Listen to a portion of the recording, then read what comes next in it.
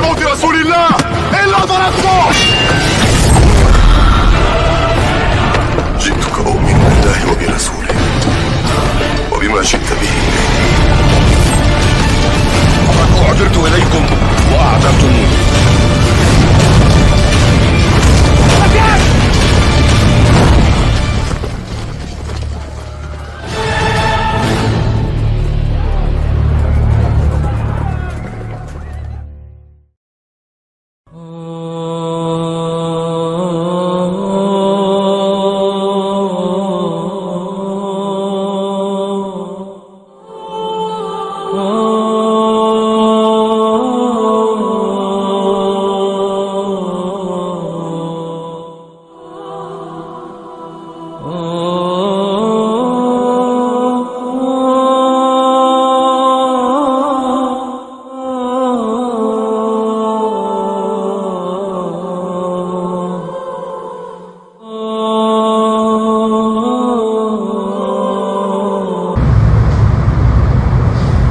Tinggal sekali lagi selesai.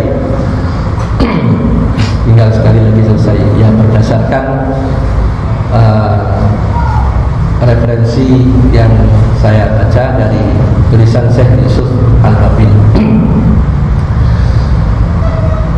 Kita akan bahas sekarang setelah kita mengetahui bagaimana dahsyatnya fitnah Dajjal, ya, sebegitu dahsyatnya sehingga pada puncaknya Dajjal itu akan diyakini oleh sebagian manusia sebagai roh, sebagai Tuhan. Karena Dajjal dapat memberi apa yang diinginkan manusia ketika itu, ya. Manusia yang tidak siap hidup susah, yang tidak terbiasa ditempa dengan hidup penderitaan, ya, akan mudah, ya, menjadi permainan daripada Dajjal, menjadi mangsanya Dajjal. Ya, jangankan dunia, Dajjal akan menghidupkan orang yang mati pun dalam rangka mencari pengikutnya, mampu Dajjal melakukannya. Sekarang bagaimana kita membentengi diri atau melindungi diri daripada fitnahnya Dajjal? Setelah panjang lebar nanti kita menjelaskan tentang keberadaan Dajjal, dijelaskan oleh para sahabat, para ulama. Nah, sekarang bagaimana cara membentengi atau menyelamatkan diri daripada fitnahnya Dajjal? Yang pertama,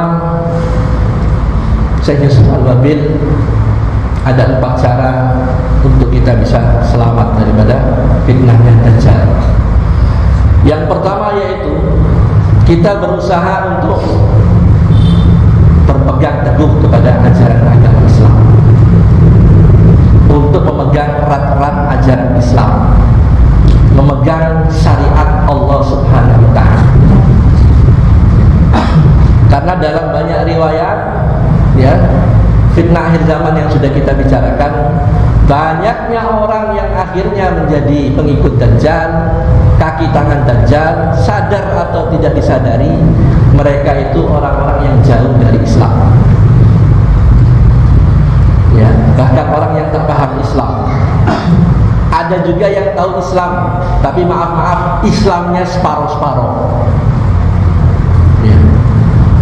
Ada nggak Islam separuh-separuh? Ada nggak kira-kira, saya mau tanya, Islam separuh-separuh hari ini? Banyak, ya. Kalau kata Pak Haji Anwar, banyak. Saya sepakat gitu. Banyak, bukan ada, banyak. Mayoritas hari ini orang berislam itu separuh-separuh, ya. Padahal disuruh kita itu, ya, berpegang teguh kepada tali Allah itu, bertakwa sebenar-benarnya takwa, memegang erat Islam. Tapi hari ini orang bukan sebenar-benarnya takwa, tetapi sekedar-kedarnya takwa. Allah perintahkan haqqa tuqatih, sebenar-benarnya engkau takwa pada Allah, takut kepada Allah, jalankan perintah Allah yang sebenarnya, jauhi perintah Allah yang sebenarnya, sebenar-benarnya, maksimal maksudnya.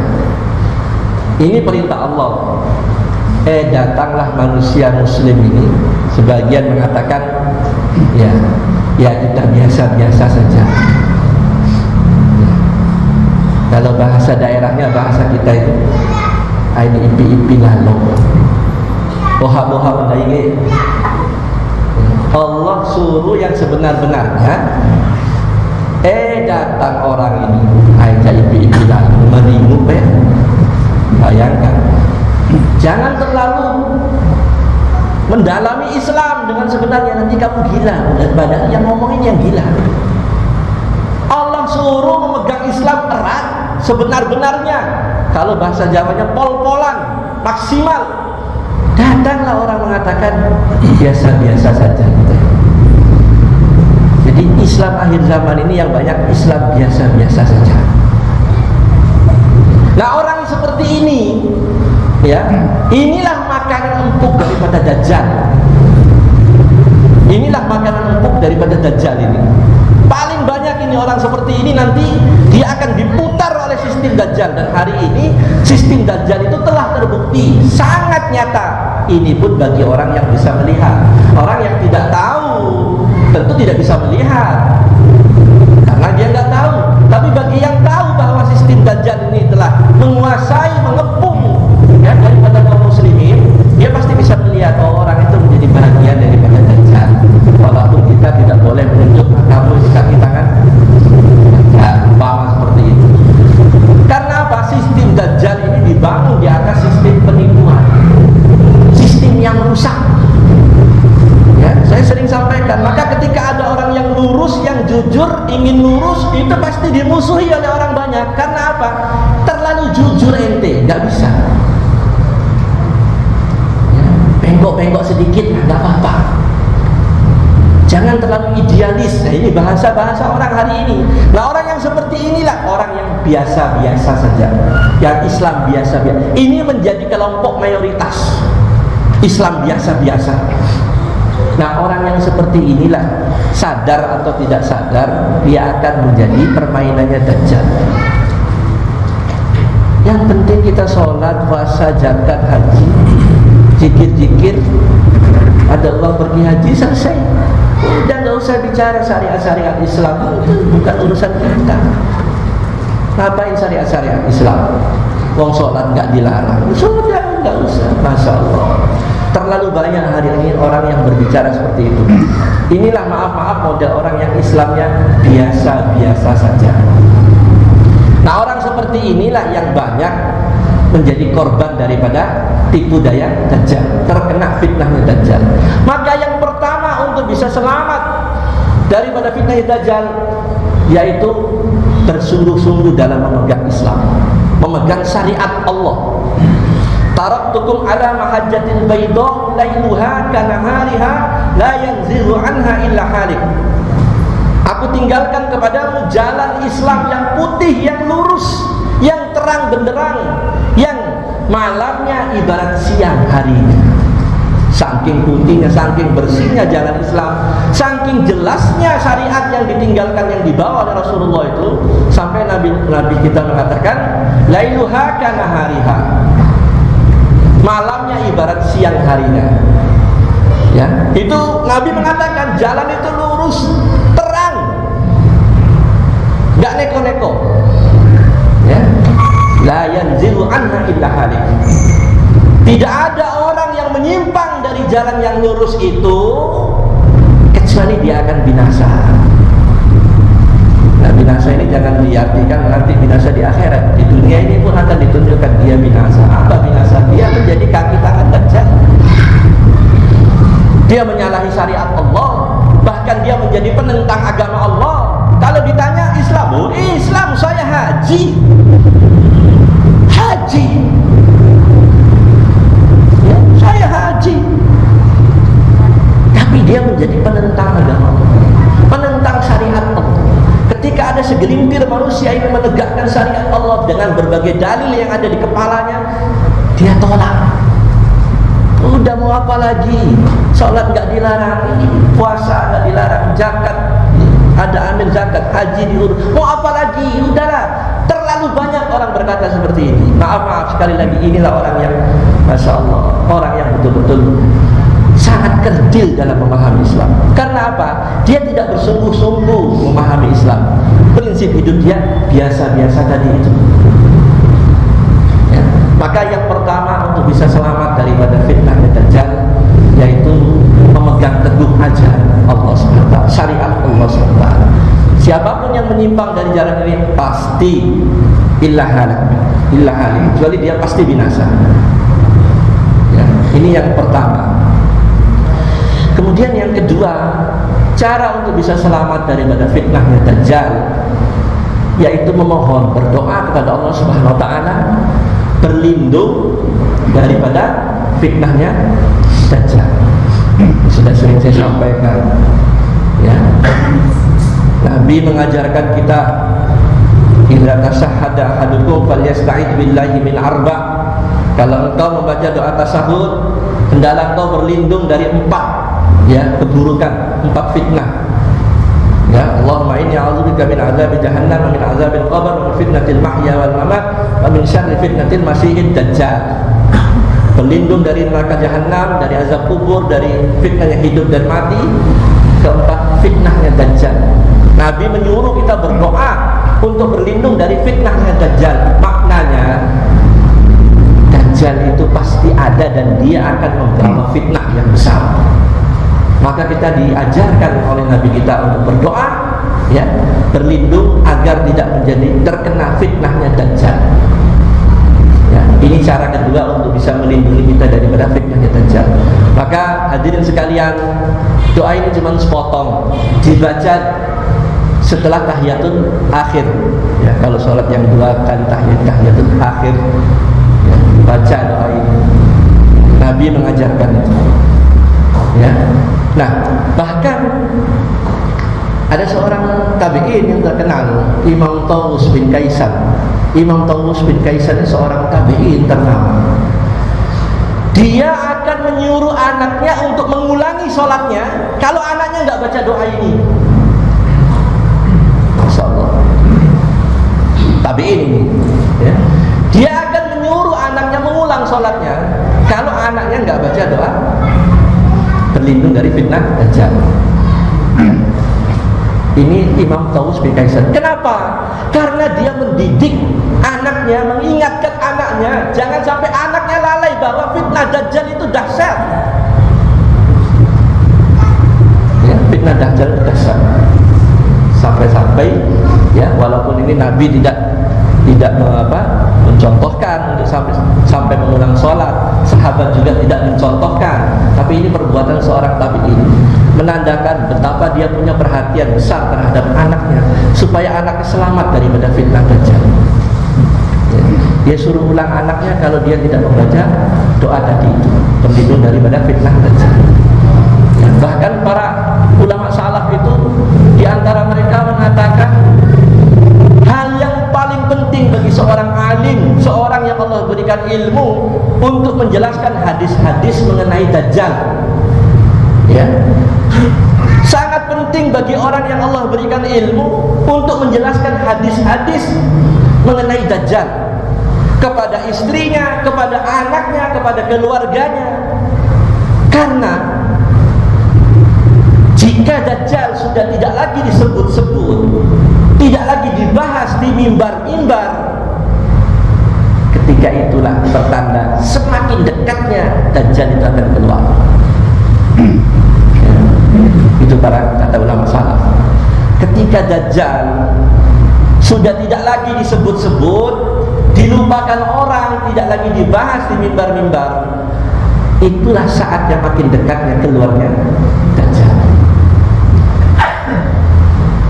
Ya, maaf, ya, sangat sedikit sekali hari ini orang yang membahas tentang masalah Dajjal, sangat sedikit. Maka alhamdulillah atas taufik bimbingan Allah Subhanahu wa taala, kita semua, ya, mempunyai kepedulian terhadap masalah ini. Alhamdulillah, ini karena taufik bimbingan Allah Subhanahu wa taala. Ya, jadi seperti itu, ya, berdoa terlindung dari 4 fitnah. Dan bagi orang berilmu agar mereka menjelaskan hadis-hadis Nabi mengenai Dajjal supaya apa? Orang lain bisa selamat, ya, daripada fitnahnya Dajjal. Ya. Itu yang kedua. Yang ketiga, untuk bisa selamat daripada fitnahnya Dajjal, yaitu menghafal dan membaca 10 ayat daripada surat Al-Kahfi. Ya, ada satu hadis sahih riwayat Imam Muslim dari sahabat Abu Darda radhiyallahu anhu bahwa Rasulullah SAW bersabda, "Man hafidha 10 ayatin min awwali suratil Kahf usima min Dajjal." Ya. Siapa yang menghafal 10 ayat awal surat Al-Kahfi usima lahu min Dajjal, niscaya dia akan selamat, dilindungi Allah, dijaga Allah daripada fitnahnya Dajjal. Surat Al-Kahfi. Nah, surat Al-Kahfi ini surat yang keberapa? Surat urutan yang ke-18. Ya. Kata Nabi, siapa yang membaca suratul Kahfi, ya, awal suratul Kahfi, 10 ayat awal suratul Kahfi, usima lahu min Dajjal, niscaya dia akan diselamatkan daripada fitnahnya Dajjal. Di riwayat yang akhir, min akhiri suratul Kahfi, di hadis riwayat yang lain sahih juga hadisnya, ya, siapa di antara, ya, kita, kata Rasulullah SAW, yang membaca 10 akhir, kalau tadi awal, 10 akhir daripada suratul Kahfi, 10 ayat yang terakhir, usima lahu min Dajjal, niscaya dia akan selamat daripada fitnahnya Dajjal. Bagaimana dua hadis ini? Yang tadi mengatakan pertama, yang ini mengatakan 10 ayat yang akhir. Ya. Maka kesimpulannya ada satu hadis Rasulullah SAW, hadis ini sahih riwayat Abu Sa'id Al-Khudri. Rasulullah SAW mengatakan, ya, innaman qara'a suratul Kahfi yaumal jum'ah adha'a lahu min nurihi bainal jum'atain. Hadisnya sahih Imam Al-Albani menunjukkan hadis ini. Ya, siapa di antara kalian yang membaca suratul Kahfi di hari Jumat, ya, niscaya Allah akan memberikan dia cahaya di antara 2 Jumat. Nah, ini. Nah, hadis ini umum. Kalau tadi disebut 10 pertama, hadis yang kedua 10 yang akhir suratul Kahfi. Nah, ini hadis ini menjelaskan, ya, man qara'a suratul Kahfi yaumul jum'ah, ya, siapa yang membaca surat Kahfi di hari Jumat, adha'a lahu min nuri bainal jum'atain, niscaya Allah akan memberikan cahaya padanya di antara 2 Jumat itu. Maknanya apa? Baca semuanya. Jadi yang terbaik berdasarkan hadis yang umum ini, ya, kalau bisa jangan hanya 10 yang awal, 10 yang akhir. Baca semuanya. Terutama ada fadilahnya di hari Jumat. Siapa yang membaca suratul Kahfi di hari Jumat, Allah akan memberikan cahaya padanya di antara 2 Jumat. Ada seorang sahabat, 2 orang sahabat, ya. Sahabat ini yang bernama Usaid bin Huzair dan Anas bin Nadhr, ya, pergi mengunjungi salah satu sahabatnya. Mereka berdua jalan pada malam hari. Sampailah di rumah itu. Dulu nggak ada lampu jalan. Mereka pakai tentara angkor, ya, remang-remang gitu. Kemudian ketika mereka masuk ke rumah itu, bertemulah 3 orang sahabat. Mereka, ya, membaca surat Al-Kahfi. Ya, mereka membaca suratul Kahfi. Ketika itu kandang tempat hewan mereka, kandang ternak mereka itu, kuda unta itu pada meringkik. Apa meringkik itu, Bapak? Ya, ya, meringkik itu, ya, apa? Ya, meringkik itulah, ya. Nah, kemudian ketika mereka pulang, Anas bin Nadhr dan Usaid bin Huzair ini, mereka pulang berdua, keluar dari rumah, cahaya terang turun dari langit. Cahaya terang turun dari langit, menerangi saling mereka berdua ini. Dan subhanallah, ketika mereka berpisah karena rumahnya berbeda, berpisah jalan, cahaya itu terbelah dua, masing-masing menerangi seorang sahabat. Dan ini kemudian diceritakan oleh sahabat ini kepada Rasulullah SAW. Cahaya, Allah akan berikan cahaya, maknanya dua. Cahaya yang sebenarnya cahaya di dalam kehidupan. Karena apa? Ada hadis umum yang Rasulullah berpesan kepada Abu Dzar, "Alaika bi tilawatil Qur'an wa dzikrillah azza wa jalla, fa innahu nurun laka fil ardi wa dukhrun laka fis sama." Wahai Abu Dzar, bacalah olehmu Al-Qur'an. Karena orang yang selalu gemar membaca Al-Quran itu, ya, nurun laka fil ardi, akan menjadi cahaya penerang baginya di bumi. Maknanya apa? Orang yang membaca Quran, meneliti Quran, memahami Quran, mencari tahu isinya, mengamalkan isinya, orang seperti ini ibarat hidup dipimpin oleh cahaya. Hidupnya terang. Bisa kita bayangkan orang yang berjalan di kegelapan malam dengan orang yang berjalan diterangi oleh cahaya, jelas tidak sama. Orang yang berjalan di kegelapan malam, ada kotoran dia injak, ada lubang dia injak, ada batu dia tendang. Tapi orang yang Quran di lisannya, dia baca Quran, dia amalkan Quran, dia cari tahu isinya, dia amalkan, hidupnya ibarat diterangi oleh cahaya. Dia tahu haram, disingkirkan haram, dia ambil yang halal. Dia tahu ini maksiat, dia jauhi maksiat. Itu ibarat hidup diterangi oleh cahaya. Nah sekarang pertanyaannya, kenapa Nabi mengarahkan untuk berlindung dari Dajjal dengan membaca suratul Kahfi, baik 10 awal maupun 10 akhir, atau surat Kahfi secara keseluruhan pada hari Jumat? Kenapa? Nah ini yang perlu kita bicarakan, supaya kita ini, kalau kita tidak tahu, kita hanya baca saja tanpa kita tahu apa perlunya. Surat Kahfi turun di Mekah. Allah turunkan di Mekah.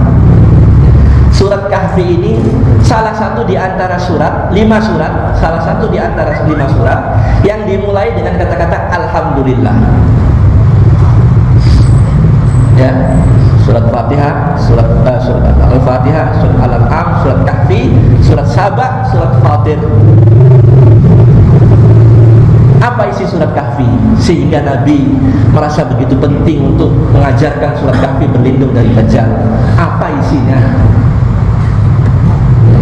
Di dalam surat Al-Kahfi ini, kalau kita teliti, kita periksa tafsirnya, kita kaji, kita akan mendapati kesimpulan ada 4 fitnah yang kita akan selamat daripada 4 fitnah ini. Kalau kita teliti surat Al-Kahfi, akan ada 4 fitnah yang kita bisa selamat daripada 4 fitnah ini. Kalau kita teliti surat Al-Kahfi ini, 4 fitnah ini terdapat dalam 4 kisah. Terdapat dalam 4 kisah yang ada dalam surat Al-Kahfi. Kisah pertama yaitu kisah Ashabul Kahfi, ya.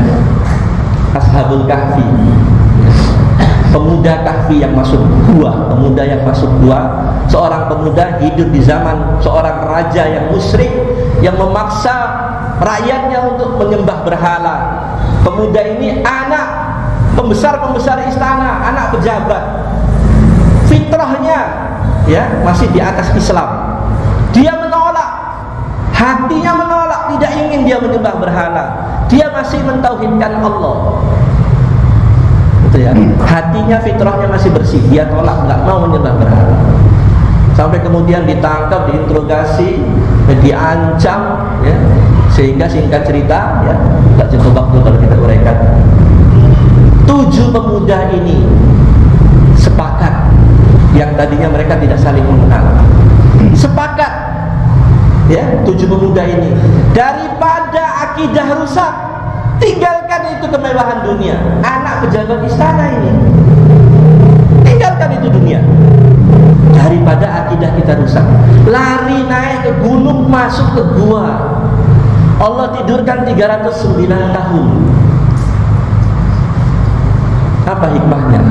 Fitnah yang pertama, kita akan selamat kalau kita memahami surat Al-Kahfi. Kita akan diselamatkan, ya, kita akan diselamatkan akidah kita. Ya. Islam kita akan diselamatkan oleh Allah Subhanahu wa taala sebagaimana pemuda ini. Kalau kita pahami, kalau kita renungkan, kesimpulannya apa pemuda itu? Akidah lebih mahal dari dunia. Jika orang meresapi ini, dia akan pegang dan dia akan selamat daripada fitnahnya agama yang menimpa agama mereka. Yang kedua, terdapat kisah yang kedua yang kita akan selamat dari fitnah ini. Yang kedua yaitu kisah si kaya dan si miskin. Si kaya dan si miskin. Si kaya ini orang melarat, gak punya apa-apa. Si miskin ini orang melarat, gak punya apa-apa. Datang kepada si kaya, tuan tanah, kebunnya banyak, tapi sombong, gak mau taat kepada Allah Subhanahu wa taala. Dia sombong. Diingatkan oleh si miskin ini, nggak mau dia dengar, dia tolak. Akhirnya apa? Seluruh hartanya Allah binasakan, kebun-kebunnya Allah babat habis dimakan hama. Jadilah dia melarat kembali. Yang kedua, kita akan selamat daripada fitnahnya dunia. Ini fitnah dunia. Kalau tadi fitnah yang menimpa agama, yang pertama kalau kita pahami kisah Ashabul Kahfi. Yang kedua, kalau kita pahami kisah si kaya dan si miskin dalam surat Kahfi ini, kita akan selamat daripada fitnah dunia. Ya. Yang ketiga, kisah Nabi Musa dengan Nabi Khidir alaihissalam. Ya, indah kisah ini, gitu ya. Nabi Musa sekali waktu dia berkhutbah di hadapan pengikutnya Bani Israel. Salah satu pengikutnya bertanya, "Ya Musa, man a'lamun nas?" Siapa manusia yang paling berilmu? Kata Nabi Musa, "Ana, saya orang paling berilmu." Allah marah. Ditegur Nabi Musa, "Hei Musa, ada orang lain yang lebih berilmu dari kamu." Nabi Musa kaget. "Siapa?" "Ada. Kalau kamu mau tahu, saya kasih tahu ciri-cirinya. Tempatnya ada di sini, ada di sini, ada di sini." Allah berikan gambaran tempatnya. Antum bisa periksa sendiri surat Kahfi. Nabi Musa tegur, kaget. Dia ingin buktikan. Dia cari alamat yang Allah tunjukkan itu, tempatnya itu, ya tanda-tandanya. Sampailah dia bertemu dengan seorang hamba Allah yang ciri-cirinya persis digambarkan oleh Allah. Itulah Nabi Khidir. Berjalanlah Nabi Musa dengan Nabi Khidir dihadapkan dengan 3 persoalan yang Nabi Musa sedikit pun, kalau bahasa kita ini, nggak nyambung, ilmunya nggak sampai ke sana. Ya, ketika bertemu dengan Nabi Khidir dihadapkan dengan 3 persoalan yang Nabi Musa ini belum tahu ilmunya. Nabi Khidir sudah tahu. Gitu ya. Nah, terbukti ternyata benar ada orang yang lebih tahu dari Nabi Musa. Maknanya apa? Yang ketiga, kita akan selamat daripada fitnahnya ilmu. Karena apa? Nauzubillah, ilmu ini akan menjadi fitnah. Kapan? Ketika ilmu ini menjadi kebanggaan, merasa paling hebat. Orang lain antum pula. Tahu sih, tadi sekolah kayak antum pula. So, dia harus detail. Dia bola. Tahu bahan. Dinamik LC, LU, LM. Nauzubillah. Ini ilmu yang tidak bermanfaat. Orang yang nauzubillah, mudah-mudahan kita selamat Allah. Orang yang begini ini ilmunya tidak bermanfaat. Karena apa? Ilmunya menjadi kebanggaan. Nah, yang keempat, kisah yang indah keempat dalam surat Al-Kahfi, kisah Zulkarnain. Zulkarnain, makna arti Zulkarnain secara bahasa, Zulkarnain orang yang mempunyai 2 tanduk. Zulkarnain, 2 tanduk ini para mufassir menjelaskan yaitu 2 tanduk tempat terbit dan tenggelamnya matahari. Zulkarnain ini seorang penguasa, raja berkuasa yang kekuasaannya meliputi timur dan barat. Gitu. Saking luasnya kekuasaannya meliputi timur dan barat. Penguasa yang kekuasaannya luasnya seperti itu, maka dia digelar Zulkarnain. Tetapi dia soleh, dia taat kepada Allah Subhanahu wa taala. Kekuasaannya itu dimanfaatkan untuk tunduk taat berbakti kepada Allah SWT, sehingga singkat cerita pada satu hari di satu tempat ada sekelompok orang yang merasa terancam dengan keberadaannya Ya'juj dan Ma'juj yang sangat merusak. Ya, sekelompok orang ini terancam dengan keberadaannya Ya'juj dan Ma'juj. Ini juga nanti kita akan bahas. Maka mereka mendatangi si Zulkarnain ini, menyampaikan keluhan. Akhirnya Zulkarnain sebagai penguasa yang taat kepada Allah dengan kekuasaannya, dengan semua yang ada yang dia kuasai, dia bikinkan dinding tembok yang tebal untuk mendinding antara kejahatan Ya'juj dan Ma'juj dan orang yang terzolimi ini, sehingga terkenal dengan benteng Zulkarnain, dinding Zulkarnain. Apa maknanya? Kalau kita pahami kisah ini, kita akan selamat daripada fitnah jabatan, kekuasaan. Berapa banyak hari ini orang berkuasa, naudzubillah, ya, luar biasa. Berkuasa bukannya dia taat kepada Allah, malah dia sombong, ya, naudzubillah. Kekuasaannya bukan dimanfaatkan untuk menolong orang lemah, malah menindas orang lemah. Dia sombong kepada Allah, merasa berkuasa, orang lain harus ikut apa katanya dia, kalau enggak kena sanksi. Ya, yang lemah makin digencet. Orang yang taat kepada dia, yang loyal kepada dia, walaupun harus menyelisih Allah, itulah yang diangkat oleh dia. Gitu ya. Dengan kekuasaannya dia menjauhi Allah, menindas orang yang lemah. Nah, kisah Zulkarnain ini menggambarkan kekuasaannya timur dan barat di dalam genggaman Zulkarnain, tapi dia taat kepada Allah SWT. Dia manfaatkan kekuasaannya untuk menolong orang. Inilah yang harus ditiru.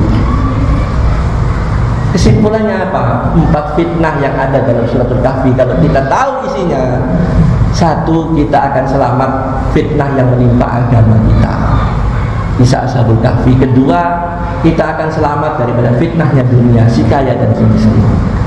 3, kita akan selamat daripada fitnah ilmu yang tidak bermanfaat, ilmu yang menjadi kebanggaan.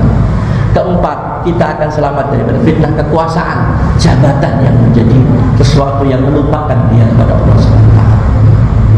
Ya, ini ada doa yang panjang.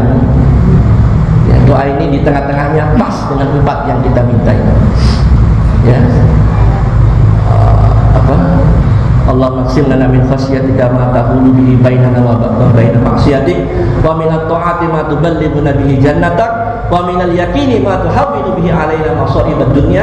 Allahumma mati'na bi asma'ina wa absarina wa quwwatina ma ahyaitana waj'alhu warisa minna. Allahumma la taj'al musibatana fi dinina. Allahumma la taj'al musibatana fi dinina. Ya Allah, janganlah Engkau jadikan musibah dalam agama kami. Ya, pertama, Allahumma la taj'al musibatana fi dinina. Yang kedua, Allah menja'al musibatan, Allah la yaj'al musibatana fi dinina wa la taj'alid dunya akbara hammina wa la mablagha ilmina wa la tusallit alaina man la yakhafuka wa la yarhamna. Jangan kau jadikan musibah dalam dinku, ya, janganlah kau jadikan dunia ini setinggi cita-citaku, dan janganlah kau jadikan diriku mempunyai ilmu yang tidak bermanfaat untuk diriku, dan jangan engkau kuasakan diriku. Jangan kau kuasakan diriku pada penguasa yang dia tidak takut dan tidak kasih sayang kepadaku. 4 doa ini persis yang dengan kisah suratul Kahfi. Ya, jadi kalau kita baca, insya Allah kita akan selamat fitnahnya din, fitnahnya dunia, fitnahnya ilmu, fitnahnya kekuasaan. Wala tusallit alaina man la yakhafuka wa la yarhamna. Jangan kau kuasakan kepadaku, ya Allah, pemimpin penguasa yang dia tidak takut kepadamu dan tidak berkasih sayang kepadamu. Itulah perlunya Nabi menyuruh kita menghafal dan membaca suratul Kahfi. Kalau bisa seluruhnya. Siapa yang membaca pada hari Jumat akan menjadi cahaya bainal jum'atain, di antara dua Jumat. Maknanya apa? Kalau rutin orang baca ini tiap hari Jumat, seluruh hidupnya setiap hari dari pekan Jumat ke Jumat selalu di atas cahaya. Lebih-lebih kalau dia paham apa kandungan suratul Kahfi. Itu yang ketiga, cara berlindung daripada fitnahnya Dajjal. Ya, yang pertama apa tadi? Memohon apa? Memegang ajaran Islam, kemudian berdoa berlindung dari fitnah Dajjal. Yang ketiga, membaca suratul Kahfi. Yang keempat, ini yang agak sulit. Ini agak sulit yang keempat. Apa yang keempat? Ada yang tahu? Ini agak sulit. Kalau yang tiga tadi insya Allah kita mampu. Hah? Tinggal di Mekah dan Madinah. Ini agak sulit. Untuk bisa selamat dari fitnahnya Dajjal, kita dianjurkan menjauh dari Dajjal. Tempat yang paling aman yaitu Mekah dan Madinah. Karena Mekah dan Madinah tidak bisa dimasuki oleh Dajjal. Ini agak sulit untuk kita. Wallahu a'lam. Ya, siapa tahu ada di antara kita yang mampu nanti. Hah? Ya, TKI ya benar. Ya lewat TKI bisa ini, benar ini orang ini. Ya. Itu jawaban jitu itu lewat TKI bisa. Ya. Nah itulah 4 cara untuk bisa selamat daripada fitnahnya Dajjal. Ya. Nah mudah-mudahan paling tidak kalaupun yang keempat ini kita nggak jadi TKI. Yang ketiga ini kita bisa amalkan mudah-mudahan. Ya, demikian saja. Untuk yang terakhir nanti, kita akan sampaikan materi Dajjal yang terakhir. Insyaallah kita akan sampaikan tentang terbunuhnya Dajjal. Ya. Setelah itu selesai materi Dajjal, kemudian insyaallah kita akan memasuki Nuzul Isa ibnu Maryam. Ya, demikian ya. Apakah Mekah dan Madinah steril dari kehidupan masih berkomunikasi sistem aja? Ya. Apakah steril dari Kota Mekah dan Madinah itu tidak akan dimasuki Dajjal. Ya, tapi kalau sistem Dajjal sekarang tuh bisa kita lihat. Saya sering sampaikan, sekarang saja sudah bisa kita lihat, tapi bukan kotanya. Yang dikatakan Dajjal nggak akan bisa masuk ini, Dajjalnya secara person ini nggak akan bisa memasuki Mekah dan Madinah. Bahkan nanti di zaman setelah Imam Mahdi berkuasanya Al-Qahtani, syariat itu betul-betul tegak. Al-Qahtani memimpin dengan tegas, syariat betul-betul ditegakkan. Ketika itu orang yang tidak siap, dia akan keluar. Kemana dia keluar? Menemui Dajjal. Di mana Dajjal? Menunggu di luar Mekah dan Madinah. Dajjal sudah menunggu di Mekah dan di luar Mekah dan Madinah. Untuk memasuki kota ini nggak mampu personnya. Tapi sistem Dajjal kita bisa lihat sekarang di Timur Tengah sedang sudah banyak sistem Dajjal. Wallahu a'lam. Subhanakallahumma bihamdika asyhadu an la ilaha illa anta astaghfiruka wa atubu ilaik. Assalamualaikum warahmatullahi wabarakatuh.